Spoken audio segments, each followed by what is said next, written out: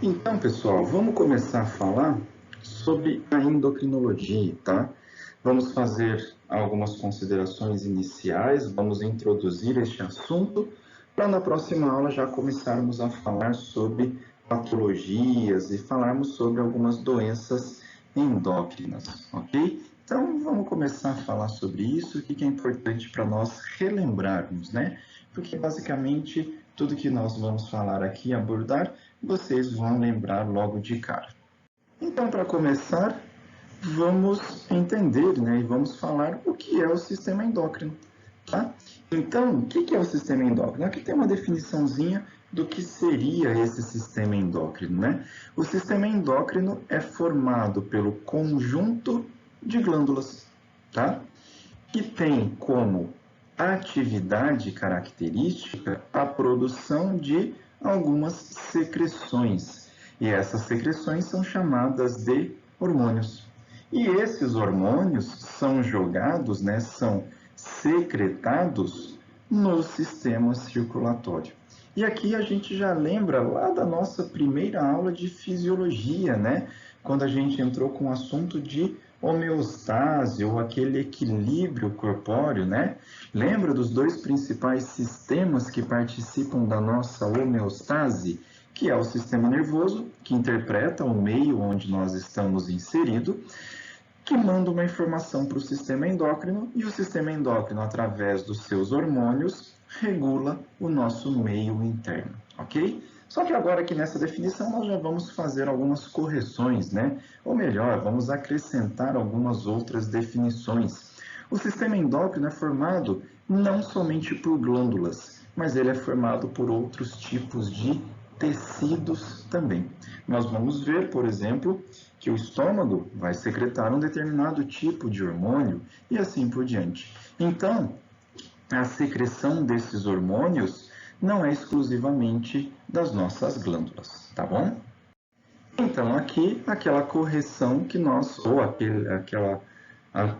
aqueles acréscimos, né, que nós tínhamos falado no slide anterior. O sistema endócrino é constituído por diversas glândulas, isso nós já tínhamos comentado.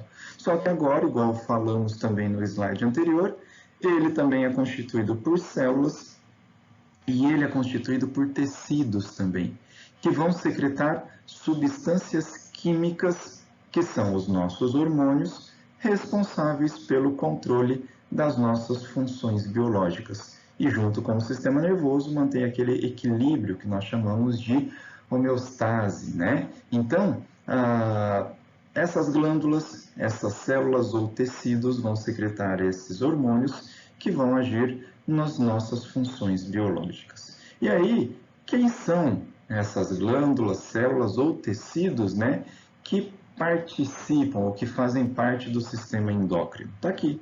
O hipotálamo, a hipófise, como a hipófise anterior e a hipófise posterior, né, ou adenohipófise e neurohipófise, a tireoide, a paratireoide. Olha só o fígado, ele também é uma glândula que participa, ou é um tecido, né, que participa do sistema endócrino também. Os rins, a gente viu isso lá na fisiologia também. Os rins secretam aquele hormônio chamado de eritropoetina, não é isso? O pâncreas endócrino, porque nós temos a parte exócrina também. Estômago, intestino, como por exemplo secreção de gastrina, tá? Fisiologia também falou isso para vocês. As glândulas adrenais, as gônadas, né? Testículo e ovário, e a placenta. Então são todos esses tecidos, essas células e essas glândulas que vão participar do nosso sistema endócrino. Outra definição, né, de sistema endócrino é uma coleção de células, né, ou glândulas ou tecidos especializados que vão sintetizar, que vão estocar e que vão liberar as suas secreções diretamente no sistema circulatório.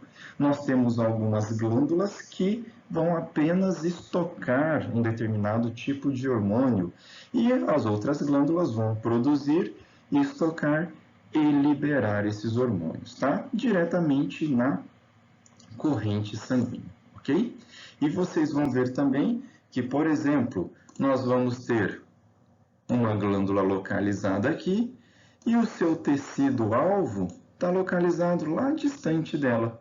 E aí, para esse hormônio, né, para essa secreção atingir essas células, então ela precisa ganhar sistema circulatório e agir nesse tecido-alvo, ok? Como, por exemplo, hipotálamo, hipófise, mas vamos falar da hipófise e vamos falar das gônadas, né? Ovário e testículo. Então, a hipófise vai secretar um determinado tipo de hormônio que tem ação nas gônadas. Então, esse tecido-alvo é distante do local produtor. E como que ele atinge esse tecido-alvo?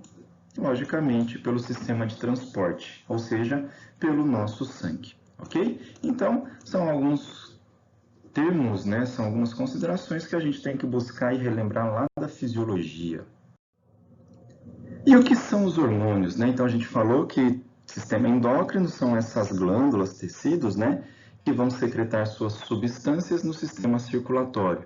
E a gente já falou também que essas substâncias são os hormônios. E qual que seria a definição de hormônio, né?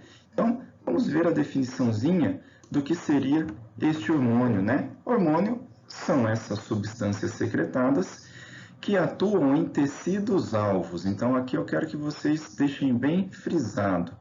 Tecidos alvos, ligando-se nos seus receptores específicos, ok?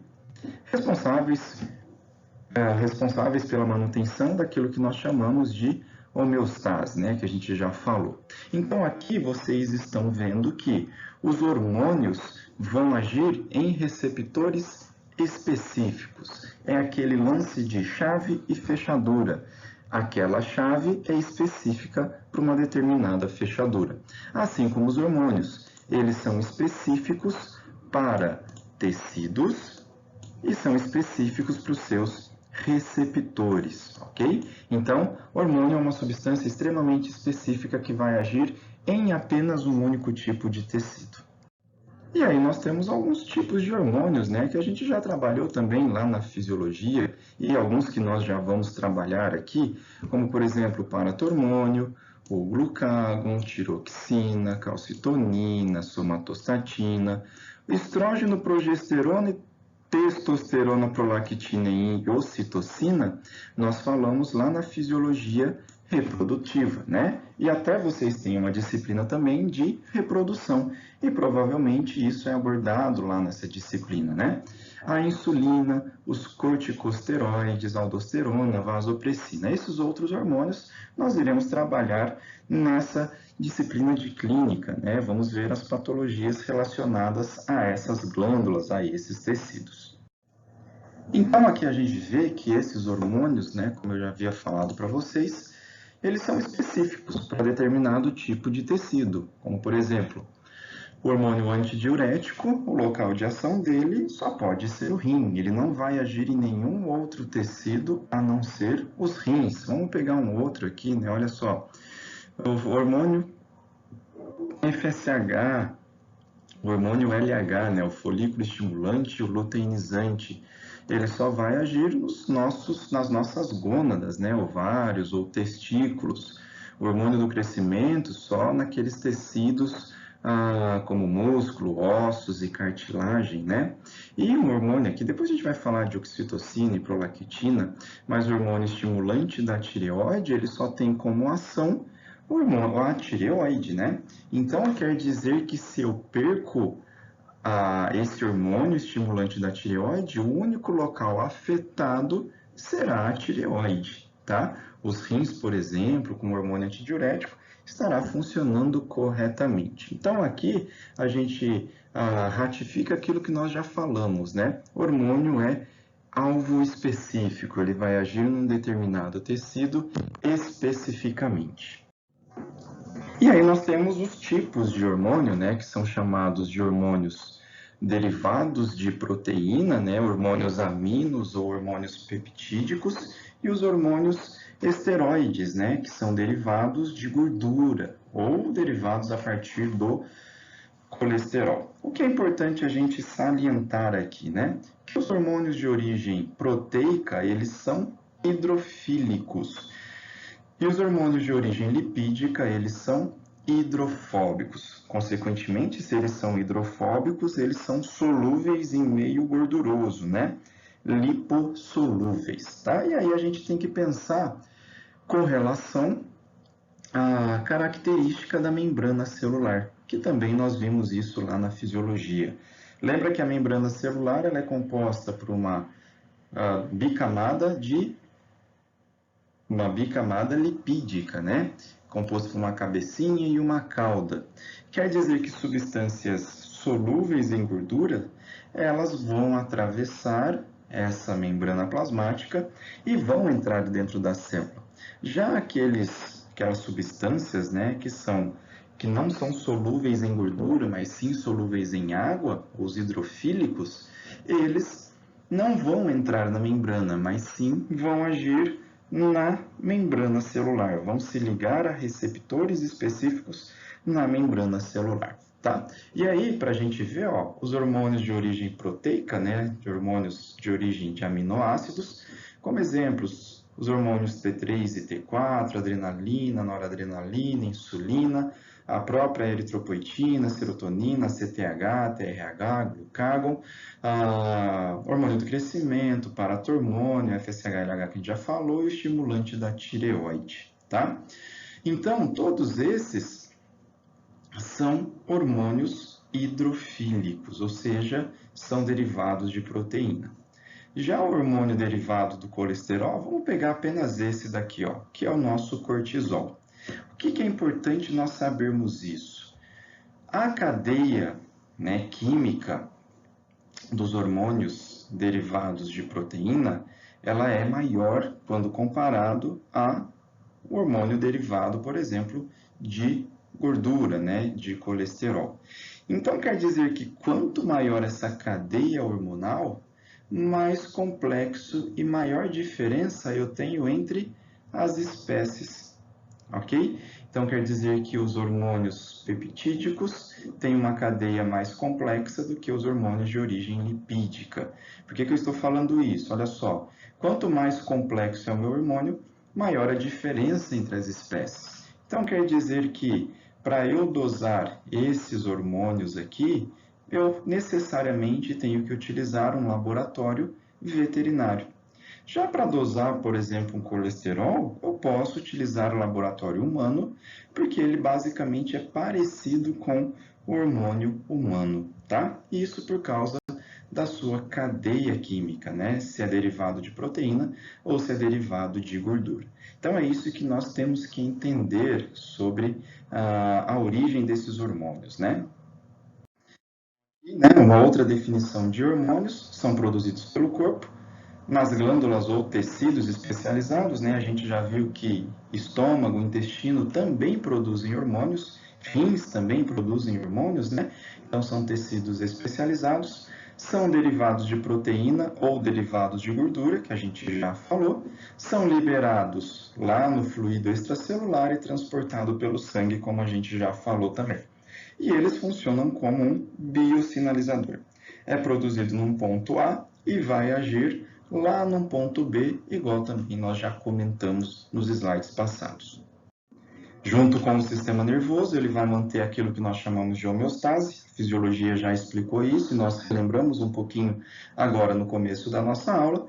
São aqueles mensageiros químicos, né, aqueles mensageiros bioquímicos, regulando o processo fisiológico para manter a homeostase, que a gente já falou, né, e ele vai regular outros órgãos, inibindo ou induzindo ou inibindo uma determinada função. Vamos pegar um exemplo aqui, né? A eritropoetina é produzida nos rins, vai até a medula óssea e induz a produção de hemácias, tá? Só para a gente entender isso de indutora ou inibidora, certo? Aqui um exemplo, né, da homeostase, que acho que até na fisiologia nós mostramos isso também, né? Que a sucção lá nas tetas, nas mamas, essa informação vai até o sistema nervoso central, hipotálamo e hipófise vão liberar a ocitocina, que vai agir lá nos alvéolos mamários, liberando, portanto, o leite. E aí o leite vai descer, entre aspas, né? Por isso que fala que o bezerrinho na mãe, na vaca, faz ela liberar o leite, faz descer o leite. Exatamente por causa disso, mas não apenas a própria sucção, né? Mas também o ambiente, como o curral, a voz do ordenhador ou o barulho ambiental específico, né, o característico daquele local, faz com que seja liberada essa ocitocina e seja liberado o leite dos alvéolos mamários, né? Com relação à sua constituição, aqueles que são constituídos de aminoácidos, de proteína, né, como a gente já falou, são solúveis em água. Quais são os receptores deles? São aqueles receptores de membrana, como, por exemplo, as proteínas de membrana, né? Então, quer dizer que este hormônio ele chega aqui, se liga e exerce o seu papel biológico, né? Então, o hormônio se liga nessa proteína, desencadeia uma resposta biológica intracelular, e isso é o efeito desse hormônio, né? São solúveis em água, como a gente já falou, tem uma pequena vida média, né? Uma meia-vida no sangue, não tem proteínas específicas para transportar eles no sangue, e aqui está falando, né? O sítio de ação primária é a membrana plasmática, né? Ele se liga nessa chave, ele se liga nessa fechadura, né? E a chave, basicamente, é o nosso hormônio.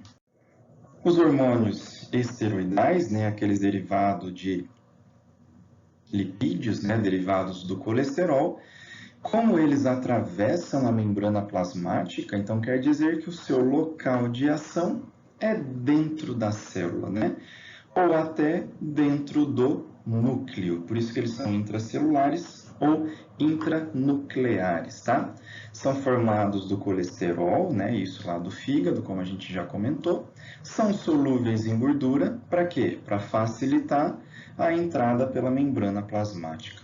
Tem uma vida média maior do que aqueles hormônios derivados de proteína, e aí eles são transportados no sangue por proteínas específicas, como por exemplo a nossa velha e conhecida albumina, tá? Então essas são as características desses hormônios derivados de gordura, tá?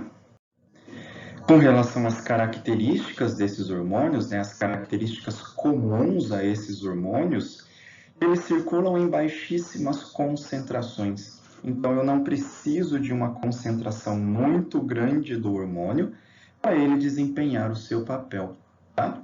São extremamente específicos, como a gente já falou. Então quer dizer que o hormônio antidiurético vai agir apenas nos rins. A eritropoetina, que nós já conversamos, vai agir apenas na medula óssea, tá? Então, são extremamente específicos e são diluídos e transportados em líquidos biológicos, como, por exemplo, ou melhor, como exemplo, o sangue. E eles vão agir onde, né? Aqueles de origem proteica vão se ligar nas proteínas de membrana e desempenhar o seu papel. Eles se ligam e desempenham ou fazem com que ocorra uma sinalização intracelular.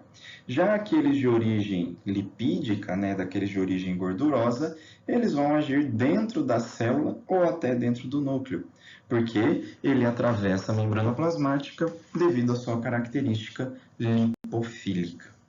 E aqui a gente vê, né, o eixo hipotálamo, hipófise, tecidos alvos, né? O centro regulador do nosso sistema endócrino é o hipotálamo, né? Como a gente já viu isso lá na fisiologia, né? O hipotálamo controla a hipófise anterior e posterior, e essa hipófise libera os hormônios que vão agir em determinados tecidos. Então, indiretamente, o hipotálamo vai controlar, por exemplo, os rins, tá? O rim está aqui. Então, o hipotálamo vai controlar os rins, vai controlar o crescimento dos tecidos e assim por diante. Então, sempre a gente vai ter que trabalhar agora com relação ao eixo hipotálamo, hipófise, tecido-alvo. Hipotálamo sempre vai secretar um hormônio que vai agir na adenohipófise e vai fazer com que essa adenohipófise secrete outro hormônio, tá? que aí esse hormônio vai agir no tecido-alvo. Vamos pegar um exemplo aqui da tireoide, né? O hipotálamo secreta o TRH, hormônio tireotrópico, que vai agir na adenohipófise. E essa adenohipófise vai secretar o TSH, que é o hormônio estimulante da tireoide. E esse TSH, por sua vez, vai agir na tireoide. E a tireoide vai produzir T3 e T4. E assim para todos os outros tecidos. Isso para a adenohipófise. Quando a gente fala de neurohipófise ou hipófise posterior, eu tenho que lembrar que o hipotálamo produz ocitocina e o hipotálamo produz o hormônio antidiurético. Esses hormônios vão ficar armazenados na neurohipófise e aí, dependendo da situação, eles serão liberados para agir nos tecidos alvos, ok? Então, são essas considerações, essas particularidades também que a gente tem que ter em mente. Então, o hipotálamo, né, é aquela pequena área do sistema nervoso central, localizado lá no diencéfalo. A gente vai relembrar a localização dele, função. Liga o sistema nervoso ao sistema endócrino, né? A gente já viu que os dois sistemas participam da homeostase, que a gente já tinha conversado. Secreta neurohormônios, então o hipotálamo secreta neurohormônios que são dois, ocitocina e hormônio antidiurético, tá? E o hipotálamo controla a secreção dos hormônios da hipófise. Lembra que eu falei? Então eu tenho o hipotálamo aqui e eu tenho a hipófise aqui. Vamos pensar agora nos rins, tá? Eu tenho os dois rins localizados aqui, né? Ó, pronto, um rim e o outro rim, certo? Então quer dizer que o hipotálamo vai secretar um hormônio que vai agir na hipófise e essa hipófise, por sua vez, vai agir nas células ou nos órgãos alvos, ok? Então tá aqui, ele controla a secreção dos hormônios hipofisários e controla também toda a nossa endocrinologia em geral. Por ele ser extremamente importante, ele está localizado lá no meio do nosso encéfalo, né? Protegido por todo o tecido encefálico e protegido também por todo o crânio, por todo aquele arcabouço ósseo. E como eu falei para vocês, ele tem ação indireta sobre outros tecidos ou sobre outras glândulas. Hipotálamo indiretamente controla adrenal, as gônadas, tireoide, tecido mamário e, por exemplo, tecido de crescimento muscular, vísceras, tecido ósseo, tá? Mas ele atua indiretamente por quê? Porque ele comanda a hipófise e a hipófise diretamente comanda essas glândulas, tá? Então, por isso que está escrito que o hipotálamo controla ou atua indiretamente sobre essas glândulas. Então, para quem não lembra muito bem, né, de onde está localizado hipotálamo, hipófise, então tá aqui, ó, um corte sagital mediano, logicamente esse é um esquema humano, né, pela posição bipedal. Então aqui nós temos o telencéfalo e toda essa região aqui é chamada de diencéfalo. E lá no diencéfalo, o que nós temos? O tálamo, que é essa estrutura cilíndrica, né, que está ligando os dois hemisférios cerebrais. Logo abaixo dele, exatamente onde está a minha ponteira, é chamada de hipotálamo. O hipotálamo que está localizado aqui, ó. Então, toda essa região aqui é chamada de hipotálamo. E aqui, nesse osso chamado de etimoide, esfenoide, desculpa, né? Nessa depressão chamada de célula turca, nós temos esse tecido chamado de hipófise. A hipófise anterior e a hipófise posterior, tá? Então, aqui, o hipotálamo e a hipófise. Vocês podem ver que essas estruturas são tão importantes que também estão protegidas por um arcabouço ósseo, né? Então, para evitar qualquer tipo de trauma. Se o meu paciente tiver um trauma hipotalâmico, todo o sistema hormonal dele está perdido, né? Então, para vocês notarem a magnitude dessa importância. Então, aqui em outras imagens, né, só para a gente entender, aqui, né, o esfenoide, a célula turca que a gente tinha falado, né? E aqui, exatamente onde está a minha ponteirinha, chamada de hipófise, tá? A hipófise anterior, que é a que está aqui na frente, e a hipófise posterior, que é a que está aqui atrás, né?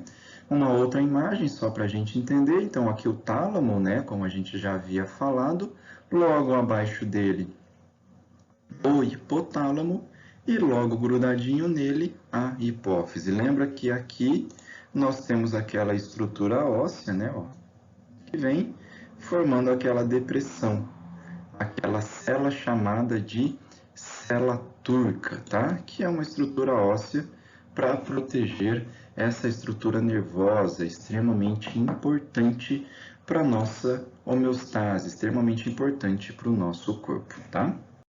Numa vista inferior, né? Então, olha só, aqui está o tronco encefálico, aqui o cerebelo e aqui os hemisférios, né?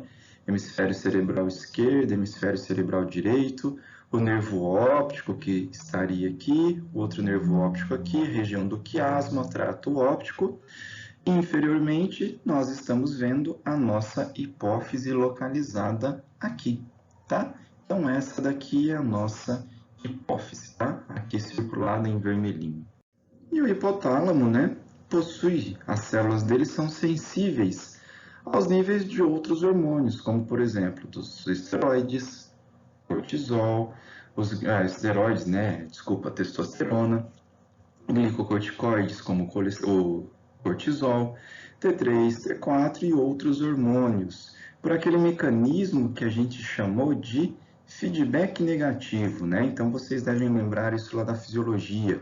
Vamos relembrar aqui, ó, hipotálamo, hipófise. Vamos colocar aqui a tireoide, tá? Vamos colocar aqui a glândula tireoide, tá? Uma glândula tireoide aqui, outra glândula tireoide, tá? Vai ter esse esquemazinho no outro slide, mas já vamos começar a compreender o seu significado. Então, quer dizer que hipotálamo secreta um hormônio chamado de TRH, que vai agir única e exclusivamente na hipófise. Hipófise, por sua vez, vai produzir o TSH, e esse TSH vai agir lá na tireoide e vai fazer com que essa tireoide produza T3 e T4. T3 e T4 vai fazer o que a gente chama de feedback negativo. Quanto maior as concentrações de T3 e T4 eu tenho, eles começam a inibir o hipotálamo e também a inibir a hipófise. Para quê? Para regularizar a produção de T3 e T4, para não ter uma produção excessiva, né? Isso é o que a gente chama de feedback negativo. É o que a gente está visualizando aqui, né? Ó, hipotálamo produz hormônio tireotrópico. Esse hormônio vai agir num grupo específico na hipófise, um grupo celular específico lá na hipófise, e vai fazer com que a hipófise produza hormônio estimulante da tireoide. Esse hormônio estimulante da tireoide só vai agir em uma única célula, ou melhor, em um único tecido que é a tireoide, e vai fazer com que a tireoide produza o quê? T3 e T4. Se eu tenho excesso de T3 e T4, nós vamos ver isso, é chamado de hipertireoidismo, tá? Então, eu não posso ter excesso de T3 e T4. Esse T3 e T4, o que faz? O que a gente chama de feedback negativo. Ele vai lá na hipófise, e ele vai lá no hipotálamo e diminui a produção de TRH, diminui a produção de TSH, consequentemente, o que eu estou fazendo com T3 e T4? Diminuindo a sua produção, ok? Então, diminuiu a produção, só que eu também não posso ter ausência total de T3 e T4. Isso também é uma patologia chamada de hipotireoidismo, e isso não pode acontecer. Então, conforme vai reduzindo níveis de T3 e T4, o que acontece? Esse feedback negativo, ele desaparece, então o feedback negativo desaparece, volta a produção de TRH, volta a produção de TSH e volta a produção de T3 e T4. Então, é um meio do nosso corpo regular a produção hormonal, para não ter excesso e para não ter falta. E isso é o que a gente chama de feedback negativo. Temos um feedback positivo também, só que aí é lá no sistema reprodutor. A fisiologia já explicou isso para vocês e também a disciplina de reprodução vai falar um pouquinho mais sobre isso com vocês. Não sei se vocês já tiveram ou se ainda vão ter essa disciplina, ok? Qualquer coisa também, a gente conversa sobre isso nas nossas salas virtuais, beleza? Então, como função do hipotálamo, é regular a adenohipófise ou hipófise anterior, né? E aí a adenohipófise, né? Essa hipófise anterior, ela vai produzir os seus hormônios, que vai agir lá na glândula adrenal, que vai agir lá na tireoide e assim por diante. Ele regula a diurese e também a descida do leite. Lembra que a diurese é aquele hormônio chamado de ADH, não é isso? Então lembra que quem produz o ADH é o hipotálamo. E ele fica armazenado na neurohipófise, ok? Não esqueçam isso. Então, o hipotálamo também controla a descida do leite, porque a ocitocina também é produzida no hipotálamo e ela é armazenada na neurohipófise, certo? Nunca se esqueçam disso. Esses dois hormônios, neurohipófise, tá? O hipotálamo controla o sistema nervoso autônomo, adrenalina, noradrenalina, e o hipotálamo, de uma forma indireta, ele controla tireoide, glândula adrenal, testículo, ovário e glândulas mamárias também, certo? Então, esse é o papel do nosso hipotálamo. Lá na hipófise, né? As células endócrinas da hipófise está sob controle do hipotálamo. Ok? Vamos voltar naquele eixo hipotálamo-hipófise, tá? Eixo hipotálamo-hipófise. Vamos voltar aqui a falar das nossas glândulas tireoideas, ok? Da nossa tireoide, certo? Hipotálamo secreta TRH, que vai agir na tireoide e fazer com que ela produza TSH. Se eu tiver excesso de TRH, o único grupo de células afetadas são aquelas células chamadas TSH, né? Aquelas que vão produzir o TSH. Por quê? Porque o hormônio é extremamente específico, como a gente já havia falado com vocês lá atrás. Então, aqui a gente vê exatamente isso, né? O hormônio hipotalâmico, qual o nome dele, né? E o hormônio hipofisário. Vamos de novo na tireoide, tá? Eu estou falando mesmo o exemplo para ficar gravado isso para vocês. E por que eu estou falando isso? Todas as doenças endócrinas, todas as doenças hormonais, né? Eu necessariamente preciso saber eixo hipotálamo-hipófise e a sua glândula, tá? Se eu souber esse eixo, eu sei diagnosticar a doença e eu sei definir a sua etiologia e tratá-la consequentemente, tá? Então, olha só, hipotálamo secreta o TRH, né, o hormônio liberador de tireotrofina, que vai agir lá na hipófise e vai fazer com que essa hipófise secrete o TSH, hormônio estimulante da tireoide. Qual que é a ação dele?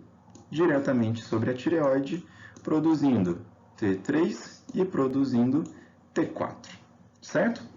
Esse daqui nós já falamos lá na fisiologia do sistema reprodutor, né? Hormônio liberador de gonadotrofina, que vai agir sobre a hipófise. Então, o GNRH é um hormônio hipotalâmico, que vai fazer a hipófise secretar FSH e LH, que vai agir sobre as gônadas, né? Testículo e ovário. Um outro eixo, né? Hormônio hipotalâmico, CRH, hormônio liberador de corticotrofina, vai agir na hipófise, tudo isso é hipófise anterior, tá, pessoal? Lembra? E vai fazer a hipófise produzir o hormônio adrenocorticotrófico. E esse hormônio adrenocorticotrófico, ou ACTH, vai agir na região cortical da glândula adrenal. Temos um distúrbio relacionado a esse hormônio chamado de síndrome de Cushing, ou hiperadrenocorticismo, tá? Então, isso nós iremos estudar também, essa síndrome de Cushing, ela é até bem complexa, né? E a gente vai trabalhar bastante sobre ela, em cima dela, na verdade. Então, a nossa hipófise pode ser dividida, né? Aqui a setinha ficou em cima, em hipófise, em adenohipófise, né? Está escrito adenohipófise aqui, que é o lobo anterior dela, e a neurohipófise, que é o lobo posterior dela, né? Então, isso é a nossa hipófise, dividida nessas duas porções. Novamente, está aqui, né? O hipotálamo, a adenohipófise ou hipófise anterior e a neurohipófise, que é a nossa hipófise posterior. Por que é chamada de anterior e posterior? Porque aqui é a parte da frente, né? Aqui é voltada para anterior e aqui é voltada para posterior. E a nossa célula turca, né? E aqui está escrito célula túrcica também, porque não é em português, ok? Então, o hipotálamo controla a hipófise anterior e o hipotálamo armazena 2 hormônios na hipófise posterior, que eu não vou repetir, né? Porque vocês já sabem. Caso não lembrem, voltem o vídeo, deem uma outra ouvida, estudada, ou então a gente responde essa pergunta lá na nossa sala virtual. E no caso, a resposta está aqui, né? A neurohipófise armazena, tá? Nunca se esqueçam disso. Armazenam hormônio antidiurético e a ocitocina, tá? Então, ela armazena e libera o ADH e ocitocina. Vamos entender um pouquinho o negócio aqui? Quando será que eu vou ter liberação do hormônio antidiurético? Primeiro, eu preciso entender qual que é o seu papel. O seu papel, o próprio nome dele já diz, ele é um hormônio contra a diurese, né? Diurese é perder água. Então, ele vai ser liberado quando eu não posso perder água de jeito nenhum. Então, em situações de desidratação, situações de hipovolemia, eu tenho a liberação deste hormônio antidiurético que vai lá nos rins e evita que eu perca água, certo? Então, lembrando, são produzidos no hipotálamo e através dos axônios neuronais vão ser armazenados lá na hipófise.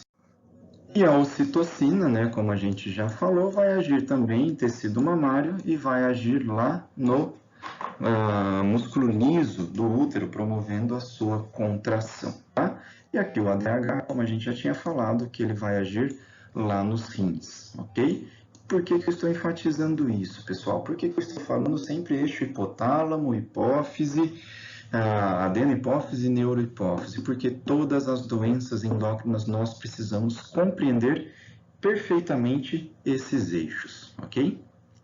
Então, aqui novamente, né, um resumo do eixo hipotalâmico ou dos hormônios produzidos pela hipófise, né, neurohipófise. Eu tenho ocitocina e o ADH sendo armazenados, tá? Temos também, a histologia também mostra que nós temos uma hipófise intermediária, mas a gente não vai comentar sobre isso, tá? E a adenohipófise que vai produzir hormônios como hormônio do crescimento, hormônio tireotrófico, hormônio adrenocorticotrófico, o FSH e o LH e a prolactina, tá? Então, ele vai produzir esses hormônios mediante a ação do hipotálamo. Então, o hipotálamo produz um hormônio que estimula a hipófise a produzir esses outros tipos hormonais. E aqui o principal efeito desses hormônios, de uma maneira resumida, a gente vai trabalhar isso nas nossas patologias. Ocitocina, contração uterina e expulsão do leite lá nas mamas. Hormônio antidiurético, a gente já conversou um pouquinho, ele promove a retenção de água, né? Ele reabsorve a água lá nos túbulos renais, principalmente na parte distal, né? Dos túbulos distais, onde eu não tenho essa reabsorção de água. E, logicamente, ele é liberado quando eu tenho hipovolemia, hipotensão, então eu vou diminuir a perda de água. Naqueles animais que suam, eu vou diminuir essa sudorese, né? O hormônio do crescimento, ele vai agir lá nos tecidos somáticos, né? Então, tecido ósseo, tecido muscular e assim por diante. O hormônio adrenocorticotrófico, então adreno de glândula adrenal, né? Vai promover a produção de cortisol, tá? Cortisol, corticosterona e também hormônios sexuais. T3 e T4, né? As tireotropinas vão... T3 e T4 está envolvido diretamente no metabolismo celular, certo? Então, quanto mais T3 e T4, maior o metabolismo celular, certo? E colabora um pouquinho também para lactogênese, lactação, tá? Depois a gente vai trabalhar neles. O FSH e o LH, a gente já trabalhou lá na fisiologia reprodutiva, né? Folículo estimulante, então ele desenvolve o folículo, né? E lá no macho ele promove a espermatogênese. E o luteinizante pega esse folículo e faz a ovulação dele, né? E no macho, nos machos promove a produção de testosterona e de espermatozoide, tá? E a prolactina, ele é o principal hormônio, né, que vai promover a secreção do leite. Isso pós-parto, tá? Então, esses, basicamente, a gente já viu também lá na fisiologia reprodutiva, tá? Então, pessoal, essa aula inicial era esse o nosso objetivo, tá? Falar um pouquinho sobre relembrar, né, esses eixos hipotálamo, hipófise, os tecidos, o que são esses hormônios, onde que eles são produzidos e o que eles vão fazer, tá? A partir já da nossa próxima aula, o que nós iremos trabalhar? Com relação à semiologia voltada para o sistema endócrino. E aí, eu pergunto para vocês, semiologia, vocês já tiveram essa disciplina, tá? Tá certo que nós não abordamos a parte endócrina na semiologia, exatamente porque nós vamos abordar aqui na clínica, tá? Então, mas aí eu pergunto para vocês, semiologia, a arte de diagnosticar, né? Nós vamos pegar o nosso paciente e vamos examiná-lo, tá?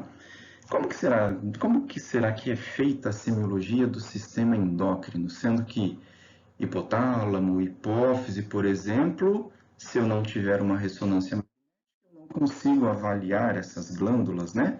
Como será que é feita a semiologia voltada para o sistema endócrino? Quero que vocês pensem um pouquinho sobre isso, que é exatamente isso que nós vamos conversar na nossa próxima aula, ok? Então, hoje não teremos sala virtual, porque vocês estão vendo essa aula exatamente agora, tá? Na próxima sexta-feira, às 7 horas, eu coloco o link da nossa sala virtual, tá? A gente fica aí uma horinha, das 7 às 8, caso vocês precisem, porque das 8... Desculpa, errei, galera. Sexta-feira que vem, às 8h30, né, é o nosso horário de aula. Às 8h30 eu coloco o link da nossa sala virtual. E aí a gente pode ficar, caso precisem, né, das 8h30 até umas 9h20, batendo papo, tirando dúvida e te esclarecendo tudo que for preciso. Porque das 9h20 até as 10, 10h15 é o horário para vocês estarem assistindo a outra aula gravada, ok? Então é isso, pessoal. Espero que tenham gostado desse início e aí a gente se vê na nossa próxima aula na sexta-feira que vem, ok? Grande abraço a todos e até a nossa próxima aula.